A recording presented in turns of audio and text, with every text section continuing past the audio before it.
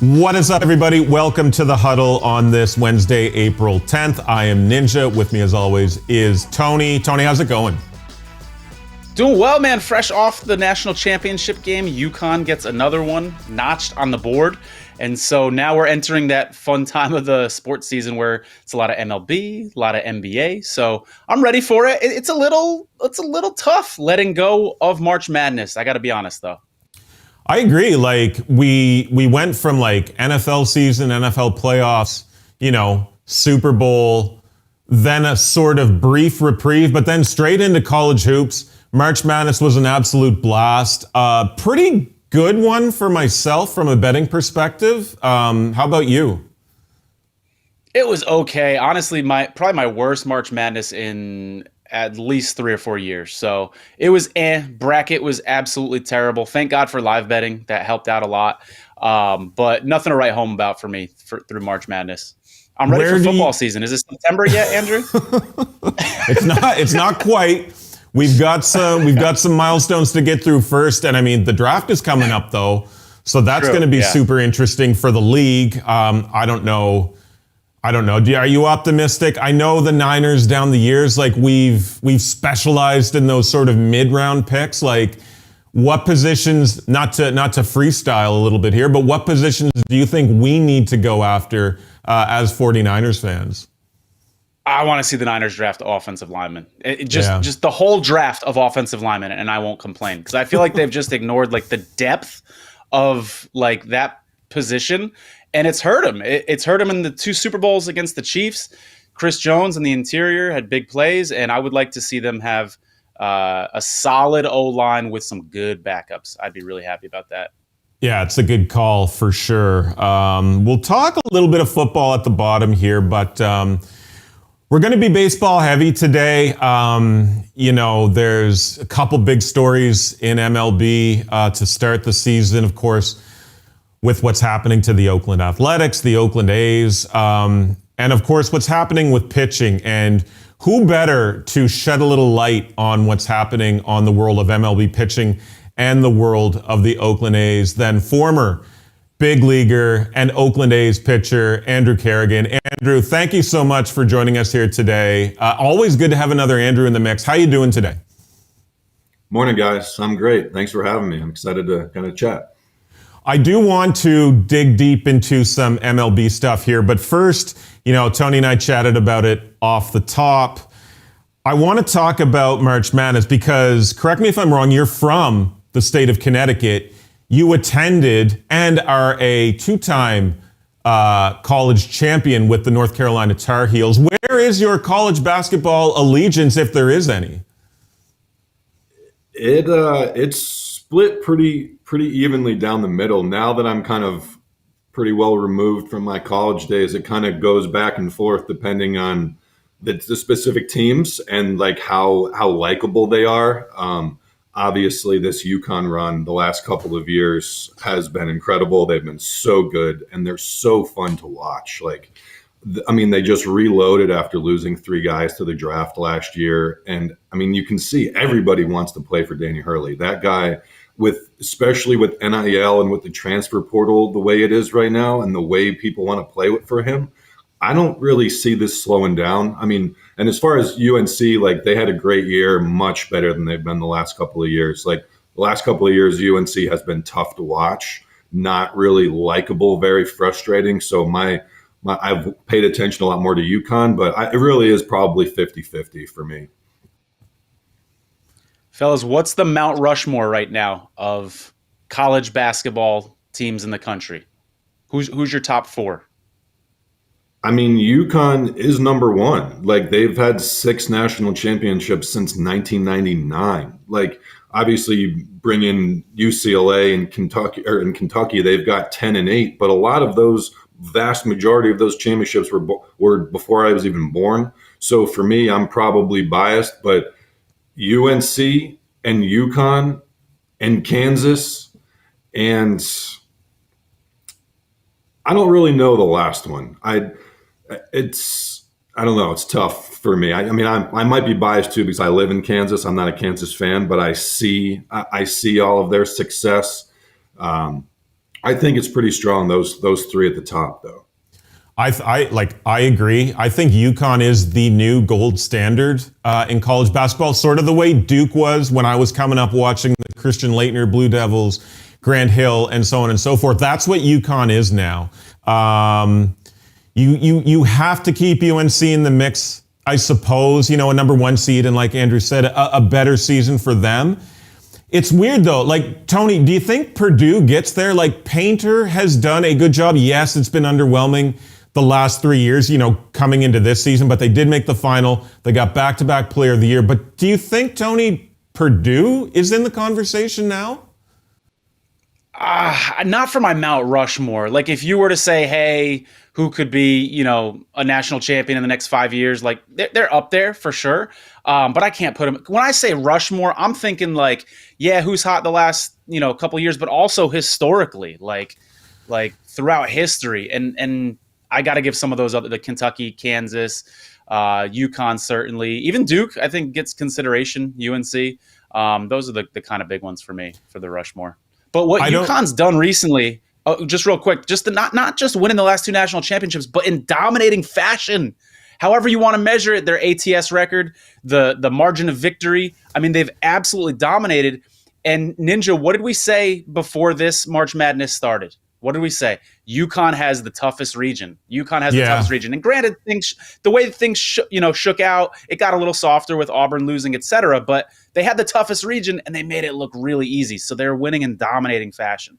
I thought that East region was filled with landmines in the likes of Illinois, Iowa State was there. I thought there were a lot of traps there for UConn, and lo and behold, here we are. They win again, like you said, Tony, in dominant fashion. I don't know, Andrew, if you were betting March Madness throughout, and especially UConn, but like, guys, was there a safer bet than UConn against the spread? And that line in the final, an absolute gift. I think it opened at 5.5. Like, that's a layup for me. Absolutely, yeah. I unfortunately didn't take any bets. I should have. I've got two young kids. It doesn't kind of allow me as much time as I would like. But I mean, going into it, I filled out multiple brackets, and I basically started with UConn as a national champion in every one. Like, it honestly kind of gave me vibes of like the old women's tournaments. Like, I knew that UConn was going to win. Yeah.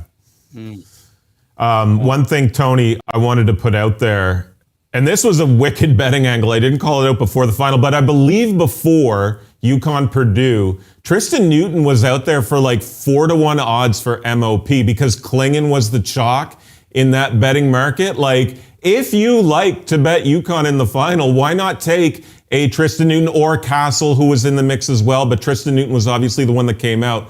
A great betting angle there. In your opinion, guys, we'll start with you, Tony. Is he the MOP? I mean, you could pick 4 or 5 dudes on that UConn team. Newton, like top to bottom, probably the most balanced player, but is he the right call for that?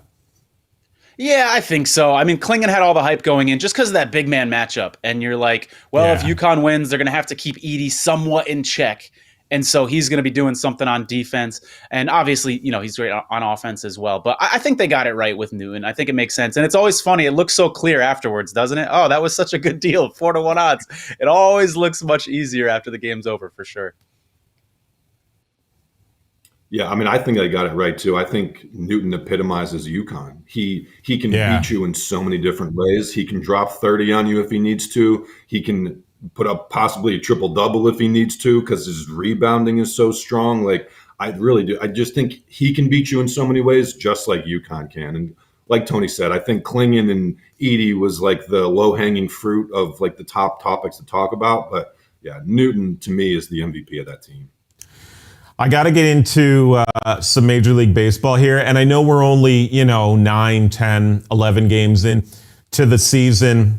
But like, go down the list here. Framber Valdez, Justin Verlander, Shane Bieber, Yuri Perez, Edward Cabrera, Garrett Cole, Jonathan Loaizaga, Spencer Strider, Walker Buehler, Jordan Romano, on and on and on. All sidelined with elbow or arm issues. And it feels like in the last few years at least, and this season it's been a major talking point so far, especially currently.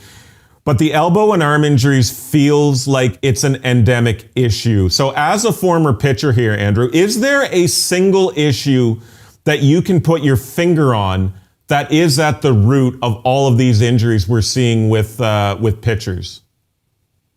Unfortunately, I don't think there's a single issue. I think it's a combination of a lot of things that a lot of people have been bringing up in terms of, I will start with the travel ball AAU landscape, how it is right now. Like it's not healthy for the game. It's not healthy for young kids' minds or their bodies. Like they're playing on all these different teams. They're traveling on weekends and playing 6 games in a matter of 2 days on a weekend. You have these kids that are pitching for multiple teams and coaches that are making money. Like ultimately that's what they're doing. They're making money. They are the ones that are deciding how much these kids are throwing. And it starts from there, I think. And then just kind of it goes from there. And now you see all these younger guys that are getting hurt. Obviously, Justin Verlander he's been in the game forever, but all the younger guys you're talking about, those are the kids that are fresh out of that kind of travel ball world. And I think they're kind of much worse for wear than guys like my generation were. Good point. Good point. What do you think about, a lot of people have come out and talked about the pitch clock, Andrew, a lot of current pitchers. What's your take on if that could be a factor on this pie chart of reasons we're trying to blame here? Absolutely. It plays a part. Like when you're out there in front of the bright lights, in front of however many thousand fans that are at the ballpark that night, like getting your wits about you and throwing each pitch is an endeavor. And when you're tired, when you're working faster, that makes every pitch a little bit like tougher on your body. And whether it's, I was always a guy like, okay, I threw a couple balls in a row. I need to walk around the mound, take a deep breath, like take my time and gather myself before I'm throwing another pitch. And you've got guys that are supposed to throw 200 innings in a year and make 30 starts, and they're not afforded that opportunity anymore. Like I completely understand the need to quicken the game up. I'm not a fan of the pitch clock, and I know that the vast majority of people, especially if you're not like a diehard baseball fan, you love it, make things go a lot faster, which I get. But I think it's just the game has changed in so many different ways, and it's now everyone throws 100 with 85 to 95 mile an hour off speed stuff, and you're throwing every pitch as hard as you can, and every hitter in the lineup can hit bombs, and they're all either going to walk, strike out, or hit a bomb. And when you have walk, strike out, or hit a bomb as the 3 things that happen from an at-bat, those games are going to get longer. Like when I was the pitching guys, when I was coming up, like, okay, we're trying to get guys out in 3 pitches or less. Like that was the philosophy. You want weak ground balls. You want like weak fly balls, and you want to save yourself. You want to save your bullets. If you're the best guy for your team right then, if you're a Justin Verlander in his prime, I want him pitching in the 7th inning. I don't want him blowing out in the first 3 innings. So then we've got to bring in 4 relievers starting in the 5th. Like it's just a different game now. And I don't know where you go to fix that. You got to go so far back. Do you think there's a correlation as well? And I probably know the answer to this given what you've just been saying, but the fact that they're like pitchers are coming up through high school, or, NCAA certainly, but even before that, high school, whatever. Do you think because there's such stress on velocity and hard sliders and hard breaking stuff that even in your teenage years for young pitchers, that sort of arm fatigue, or for lack of a better term, is happening, quicker into young pitchers' career now as well? Absolutely. Kids, you see like the whole gamifying thing of it. Like, oh, how hard am I throwing? They can see that at any time. What's my spin rate on this curveball? Like they don't really know their mechanics very well, but they very well know those stats. Like when I was coming up, if I wanted to see how hard I wanted to throw, I had to go to the Norwich Navigators AA park and go throw at the speed pitch. Now these kids, like they get their velo on every bullpen, on every time they throw the ball. And it's just, you're wasting bullets. I mean, whether you want to talk about a big league pitcher wasting bullets in spring training or a 15-year-old pitcher wasting bullets that they only have so many in their arm for the rest of their career.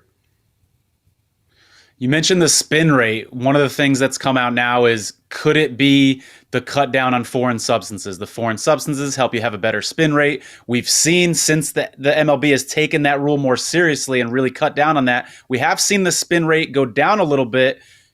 And we have had a couple pitchers come out and say the crackdown on foreign substances could be a factor in this injury thing as well. You buying that one? That one is also really important. Like, I will never forget my big league debut. My dad is there after the game. They give you the ball, they give you all the stuff, and I'm in the locker, or I'm in the hotel. My parents come in and he picks up the ball and he's like, "What is this?" And I was like, "That's the first pitch I threw in the big leagues." And he's like, "No, it's not." He's like, "This ball?" I was like, "What do you mean?" He's like, "How do you even hold on to it? It's so slick." And I was like, "Exactly." Like, oh, wow. It's crazy how slick those balls are, like really, really crazy. And that made a big difference, having guys like how much deeper in their hand they have to put the ball and how much more torque they have to put on it. Like, and that, in my opinion, goes back to when MLB fully took over Rawlings and they started having full control of the ball and tinkering with things. Every year for like 3 or 4 years, the ball is different. And you're expecting guys to have continuity and continue with their craft when they don't even know what the ball is going to be like from one year to the next. Like, MLB just, they can't get out of their own way. Mm. So yeah, are you saying evergreen statement there with MLB not being able to get out of their own way? It always seems to be the way. Sorry, Tony, go ahead. No, I just follow up on the ball slickness and excuse my ignorance on this issue. Is there a big difference, it sounds like, from like the AAA ball slickness to MLB, or is that sort of like, when I was playing, I don't know throughout?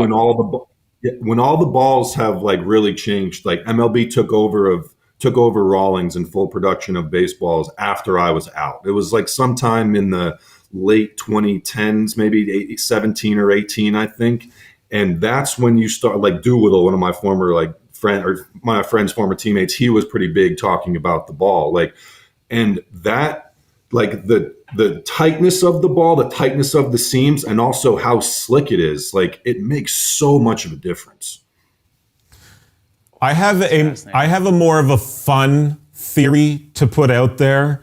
And this is because Ozzie Guillen had a quote late last week, or maybe it was earlier this week. But do you think potentially with pitchers and players at large, like position players as well, do you think maybe players are getting injured more frequently now because they're too muscly? Like, Ozzie Guillen was commenting on Luis Roberts' injury, not an arm injury, but about how he doesn't have enough fat on his body. And he said, quote, "Like John Kruk always said, fat never pulls. You can't pull fat." And he goes on, "I remember guys having 6, 7, 12 Budweisers and 3 hamburgers and playing all year long." So do you think it's potentially an issue about players being in too good of a shape? I think there's something to that. Like, not, if you're that strong, you also need to be limber. Like baseball, you need to be flexible. You need to have, it's 162 games in a season. Like, that is so many games, and it's no time off. Like, your body, like, rest and stretching and all of that stuff is so important. And kind of going back to Ozzie Guillen talking about it, like, I mean, you look at guys in like the 80s or the 70s, they still played the same schedule. They didn't have the nutrition, they didn't have the trainers, they didn't have the workouts, but they pitched, they played a lot more, they spent a lot more time on the IL or the DL at the time or whatever. But there's got to be something to it, because you see there's so much money and time and science putting into weight training and trying to get these guys in the best shape possible. And it kind of seems like a waste. Like, it's not working. Look what's happening. It is not working. So then, Andrew, go ahead.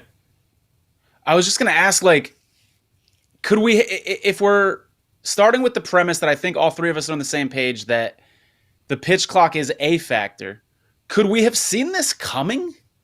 Like, it looks pretty clear to me now, like, oh, that makes sense. They're not getting rest between pitches. It's more wear and tear on their arm.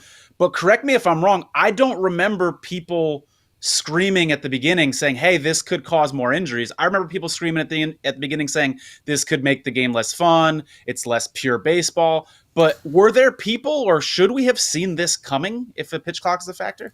I'll let Andrew comment on that, but that's a great point, Tony. And I don't remember that ever being part of the discourse of these new rule implementations, like the health of pitcher arms being at the forefront. But maybe, Andrew, from your point of view, just being, within the game and sort of close to it down the years, if that's something that had been sort of whispering in the background before these rules came into place. So I know Tony Clark and the MLBPA have been raising that flag since. I'm pretty sure they did beforehand, and I think that was the only group that did, was like the players and former players maybe, because the owners, the MLB owners, they're the worst collection of owners in sports, in my opinion. They have zero foresight. They don't care about the future of the game. They make money now, and that's what they want to maximize. They don't care. And when you don't care about the game, you don't care about what's going to happen down the line, you don't put time and effort into the youth of the game, like, I think it all kind of is a contributing factor. That's such a great point, and a great transition to the Oakland A's, who I do want to talk about, but I do want to put this out there first, and Tony, you can chime in first. Just from a purely betting perspective, do we think now that potentially, especially if you're going to bet Cy Young futures, that dudes that have that high velo, have that high spin rate, should be afterthoughts, and we should be looking at potentially guys like Zach Gallen or Logan Webb, sort of the 25th percentile velo type of guys that we know will lead the league in innings pitched come the end of the season. It's such an interesting point, because in this market, the old way of looking at it was the older pitchers were more likely to get hurt, because obviously when you're making a futures bet, Cy Young, something like that, if someone's out for a month or two, there's no chance of them winning that award. So you'd sort of try to predict where the injuries are going to happen. Then, as Andrew said, it's happening at a younger age. So age is not the way we predict these injuries anymore, and we need to start getting start looking at it a lot deeper. And that's a good point, Andrew. That's a good way we can look at it for sure. So two things really quick on that. One, Gallen is a Carolina guy. So I was back in school after my career when he was there, and me and a couple other like former Carolina big leaguers were there. So like we really got to interact with him and the team and kind of help the guys that were being drafted that year, like him and JB Bukowskis. Bukowskis was a first rounder pitcher out of Carolina, and Gallen was a third rounder. And I'll never forget, like I was talking to Gallen after he gets drafted, and I was like, dude, the one thing that you need to pay attention to is just stay healthy. Like, I don't care if you have a 6 in the minor leagues, just stay healthy, because that's what matters. Because I was coming off, my career was just nothing but injuries. And then Alex White, who was also my other UNC, he was coming off of his second Tommy John that ended his big league career. So I don't think it had anything to do with anything, but just having that, like being able to give him that mindset, I don't know. I'm pretty proud of it, the fact that with all the success that he's had right now. And then the second thing I wanted to say is about those younger guys. When you go from college or you go from high school or you go from the minor leagues and then you get to the big leagues, your season's longer, every pitch matters more. So you're younger and you're already putting excess stress on your body that you've never seen before. So those guys are more likely to go, especially if they're the guys that are throwing 100. Before we start talking about the A's, I've got a proposed rule change here for you, Andrew. I think you're not going to like it as a former pitcher, but we got to get creative if we're going to save these pitchers' arms. So let me throw this out there. What if we were to limit the number of warm-up pitches, whether it's in the bullpen or on the mound before the inning starts? Because the way that I look at it, I understand you're putting more torque on your arm when the lights are on and you're in the mid. It's a real game situation, but those are still pitches. If a starter, let's say, is throwing 8 or 9, 10 warm-up pitches per inning, and he throws 88 pitches that day, he actually, in a 7-inning game, he actually threw 150 pitches that day, not 88, right? Those are still pitches that are taking an impact on the arm. So 2 questions for you. What do you think of that rule change? And how differently would the game look? Like, how much would that inflate people's ERAs if they weren't getting enough warm-up pitches before they went out there? Or could that maybe lead to more injuries and have unintended consequences? I don't know. Yeah, so they already limit like warm-up pitches on the mound when you're in the game. You get 7. So, and in the bullpen, you can do whatever you want. And as far as those being pitches, they are. But at the same time, each guy has his own routine. Like you see some guys throw warm-up pitches on the mound and they're throwing like 50%. They are bullets. You say you're throwing 150 pitches, but if you're throwing 30 of those in the bullpen and they're at like 75 to 80%, just getting your feel, getting your mechanics going, that doesn't like equate to throwing a max effort fastball or a max effort slider in the game. So it's definitely something to think about, but I don't think it would make a positive change. And like you said, it might be a negative change if guys are trying to go out there and blow out without having their body ready to go.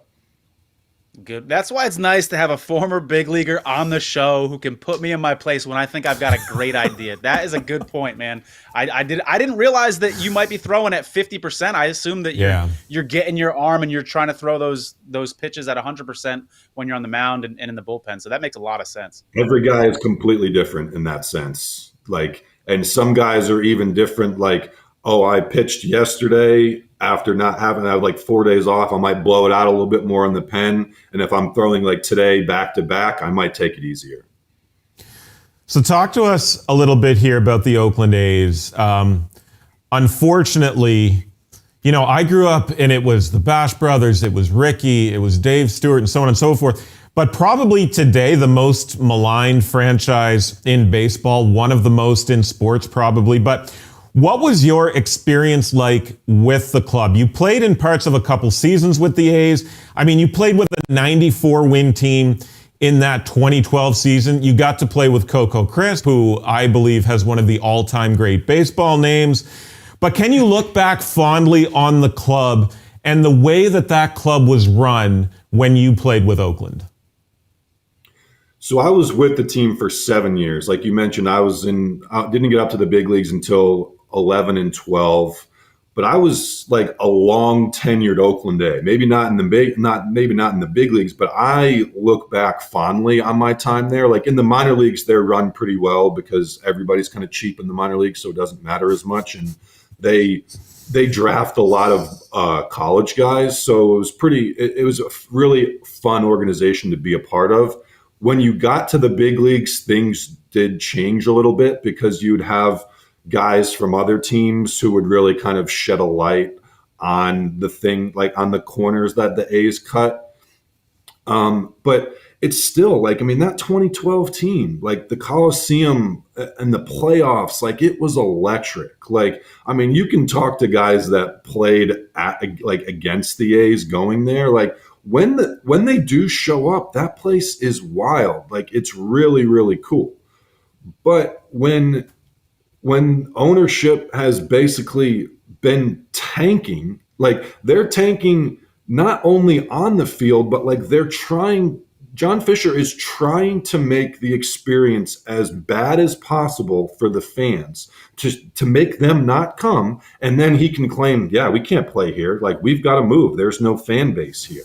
I mean, it's a billionaire that's trying to make the most out of his money. And it's so sad and it's atrocious. And I feel so bad for all of the fans in the Bay because you know what? Maybe there isn't enough support these days for a major league team, but we don't know because anytime that the A's would bring in any sort of promising young player, they're gone. And the fans know that. Like, there's no point in buying a Matt Chapman shirt when he's at his peak because you know he's gone. Like, it's so sad for them. And it's sad for me personally because I have a very small time in the major leagues. And I look back like that's a part of my life I'm very proud of. And it's like, I don't even want to wear any A's gear right now because they're a farce. And it's an embarrassment. And it's not only an embarrassment for that area of the country, but it's an embarrassment for all of MLB. Like, for me, the fact that the other owners are allowing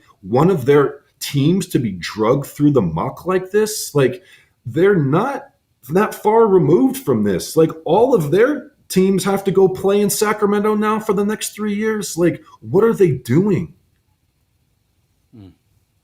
Good points. You mentioned Sacramento. I know you played there a while in the minors, and I know that city has changed a lot. I lived in California for a while, and I kept hearing like Sacramento's changing, and it's a much more fun place to be now than it used to be. But just generally speaking, even though it's been a while since you played there, what do you think those players can expect in Sacramento, in that stadium, et cetera, based on your experience there?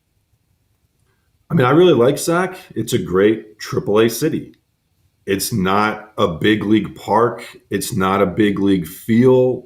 I mean, like, I think about the intricacies of I'm a bullpen guy. So both of those bullpens, they have no bathroom. That if you're going to the bullpen, you have to walk on the field and walk to the clubhouses, like in the outfield. So that's something you're going to deal with. They're sharing that field. It's not like the Giants AAA team is leaving.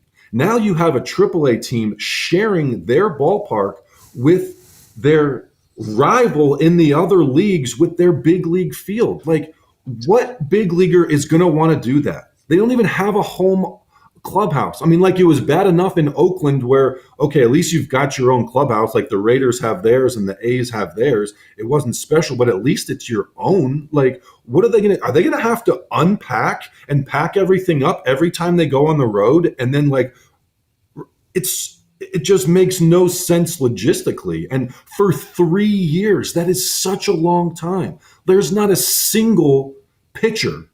I mean, now, like, you're going from Oakland, which is a graveyard, you're going to Sacramento, which is a bandbox. Like, you're not going to have a single pitcher that's going to have any interest in signing free agent for Oakland if they have to go pitch in Sacramento. I mean, it's not like Oakland was going to pony up for any free agents in the first place, but it's just not a big league feel. I mean, Sacramento's a great place, and they support the Kings, so maybe they can support the A's. I mean, and let's be real, the A's are not drawing any sort of stellar attendance in Oakland anyways, so maybe they can draw the same amount in Sacramento. I mean, I remember when I was playing, there were countless times where the Sacramento River Cats were outdrawing the A's. And that was back when the A's were better than they are now. You raise a couple good points, though, especially before. I remember the Coliseum jam-packed, like at the peak of the Billy Beane era, like in Oakland, when a good product was being put on the field. It was one of the loudest ballparks across the MLB. Always a good turnout when the A's put an effort in to put a good product on the field. The fans do love the Oakland A's there. I do have a follow-up question, though. How many times per game is a bullpen guy going to the bathroom? Set the line for me here. Is it over under 0.5 on average? Oh, for me, going to the bathroom, I would say 1.5 to 2.5. Like, I nervously drank water and coffee during the game, so it was like there was a lot of bathroom breaks. And you're out there, you're in the fishbowl. There's not anything going on for 7 innings of the game. Like, sometimes you just need to go to the bullpen just to have a break from having the kids behind you stop asking you for a ball for 5 minutes. I'm wondering what this is going to do for the morale of those guys. Andrew's bringing up some great points about, the facilities not being up to par and sharing the facilities. And I wonder, when they're playing in that stadium, is there an angle for an under here? We talk about teams getting demoralized and how that can impact their performance on the field. Something to keep in mind for futures bets in the future when the A's are in that stadium full time. 100%. Some really good points there about, potentially that 3-year window when the A's are playing in Sacramento. Good call for sure. I want to do a little word association with you, Andrew, and I want to pick a few names from that 94 win 2012 team, and I want to kick a name out, and then you can, the first thing that comes to your mind when I bring up that player's name, and it can lead to an anecdote or not, but the first one I had for you was Coco Crisp. Catalyst. That guy, what he did, he was that team. Like, he was the leadoff guy. When he was out, I bet you if you go back and look at like the win-loss record from when Coco was in versus out versus that year, because he did have some spells on the DL. He is just the catalyst. Like, it was night and day when he was in that lineup and when he wasn't. Yoenis Cespedes. Freak. Like, I will never forget, like, being in the clubhouse with that guy the first year when he was over there. He took his shirt off and he had a six-pack on his back. I was like, I've never seen that before in my life. Like, he was a freak. And his BP was some of the most impressive BP I've ever seen in my life. Josh Reddick.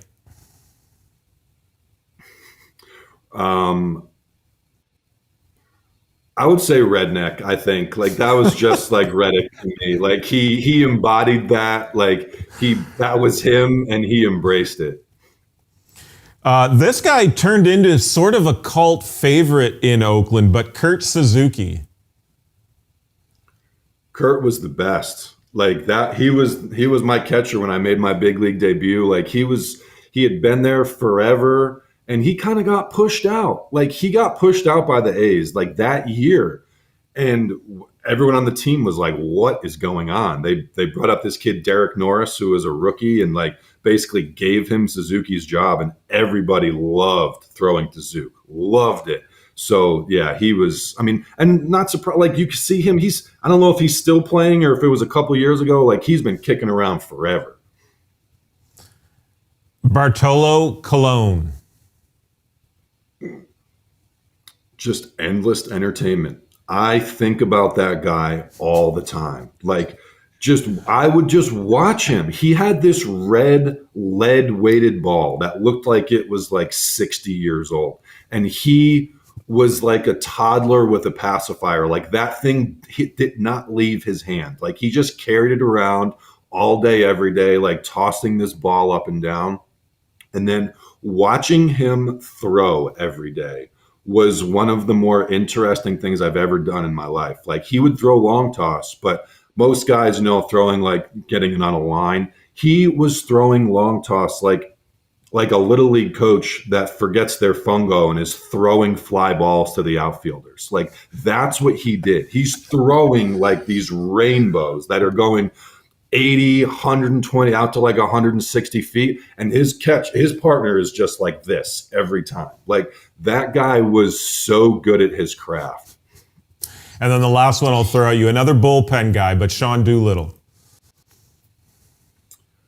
I mean, I'm biased. I don't know about a single word. I guess maybe the professor, if anything comes up, because he had his glasses and he's well known for liking to go to used bookstores on the road and do his whole thing. But I mean, a really intelligent guy. And I mean, he was one of my best friends in pro ball at that time. And the fact that he got to leave and go to the Nationals and really have like a true big league experience and win a World Series. And he's so well liked in that Washington community. Like, yeah, he is one of the best. So then, in your opinion, just to get back to the A's a little bit, what is the future post-Sacramento? So sort of after that 2027 season. I know Vegas is sort of the favorite, but there's some other markets in the mix as well. Like, where do you see the A's franchise ending up?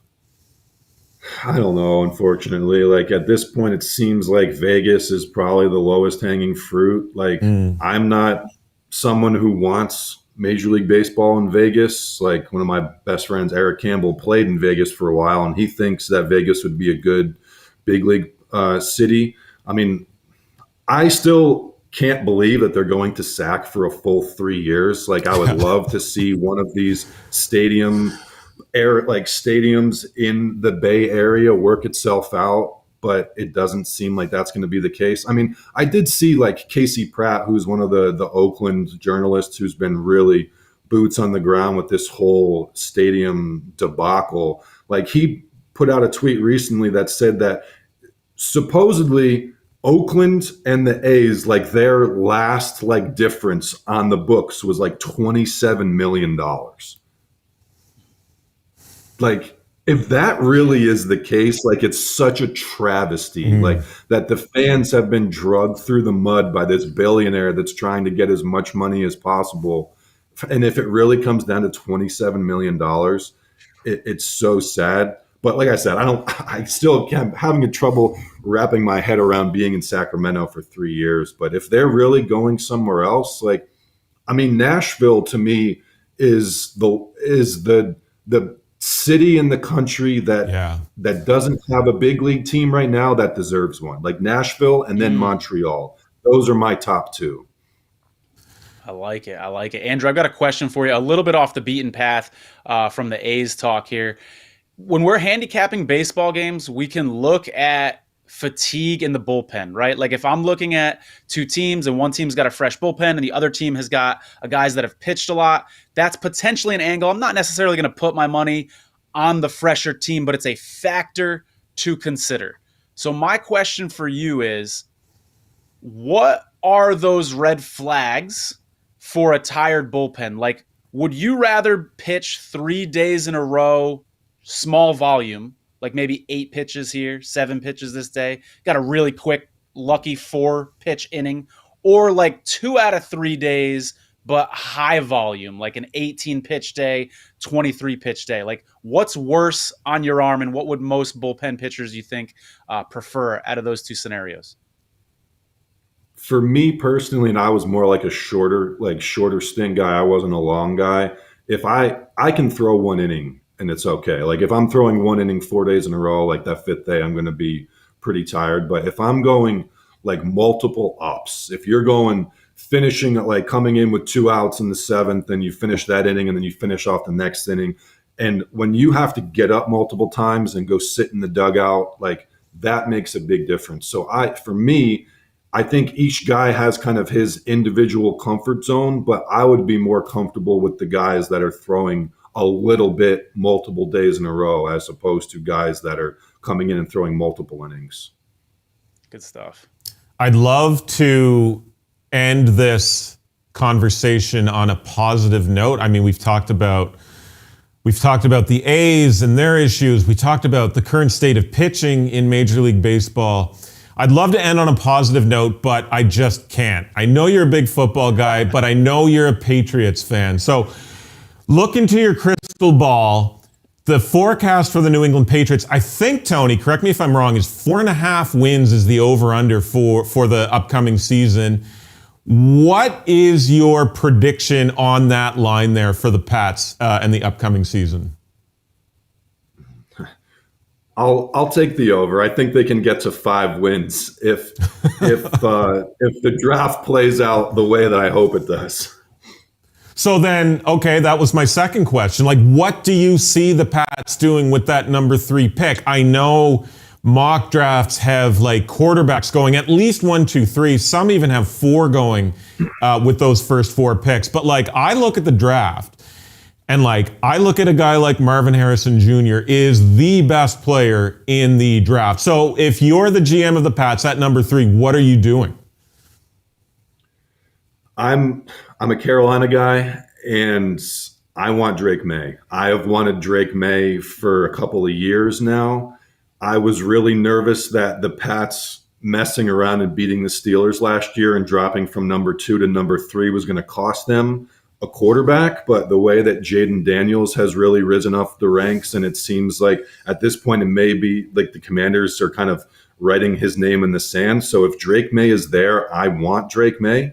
I think that, I mean, obviously Marvin Harrison Jr. I think he's going to be a generational talent, but it's going to be wasted if he's on the Patriots with Jacoby Brissett. Or, I mean, there's people that say go that route, and maybe Bo Nix is there in the 2nd round, which, I mean, JJ McCarthy was listed, or they were saying that he was going to be available towards the end of the 1st early. And now I'm seeing a lot of mocks of like him going 4th overall. So I think the Patriots need offense. I would prefer the quarterback first, but I could definitely get behind a Marvin Harrison Jr. I mean, I've even seen people talking about Neighbors, like that he's kind of on the or Dunzier and Neighbors. Like, it's crazy the way that these wide receivers and quarterbacks are just at the top of the draft. It wasn't like that in the past. Yeah, top heavy at both those positions. I love all three of those wideouts if the Pats want to go there. Tony, what's your prediction for the Patriots? You taking the over or the under on those 4.5 wins?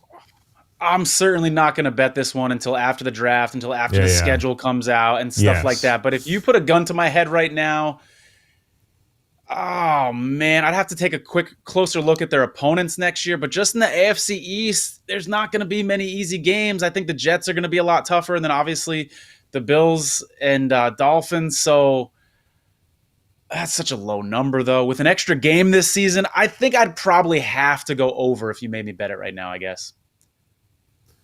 One thing I'll say about that, the Pats last year, they're a defensive team, especially the makeup of their roster now. They lost Christian Gonzalez and Red Sleeves, Judon, for the whole season. So once that happened, they were done. Great use of the sound effects button in there. I was going to say, Tony, before we sign off, speaking of low numbers, you actually were on the Oakland A's over their win total for this season. I think that's looking pretty good, right? And also they're 7-1 on the run line in their last 8 games as well. Yeah, it's kind of like I just said with the Patriots. When the number is that low, there's going to be value there. It's hard to lose that many games. And as much as we've been, saying some negative things about the A's franchise, et cetera, when you've got a win total that's that low, and they did show some improvement last year. So even though they've lost a lot this season, that's what you expect with an A's win total bet. But I'm still feeling okay about it. We thank you all for watching or for listening. If you're on podcast platforms, Andrew Carignan, thank you so much for stopping by. Appreciate the chat. And as a baseball nerd, that was a pleasure. Thanks for having me, guys. It was a lot of fun.